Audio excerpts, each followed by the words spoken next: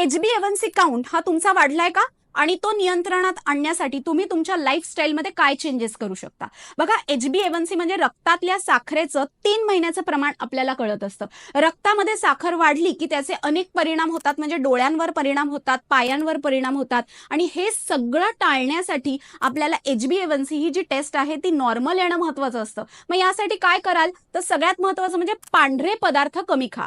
म्हणजे साबुदाणा, गव्हाचं पीठ, मैदा हे पदार्थ आहारात कमी घ्यायचे. त्यामुळे आपला ग्लायसेमिक इंडेक्स वाढणार नाही. दुसरी महत्त्वाची गोष्ट म्हणजे साखर ही आहारात कमी घ्यायची. सकाळी एकदा चहामध्ये आवर्जून घेऊ शकता, पण इतर वेळी साखरेचे गोड पदार्थ घेऊ नका.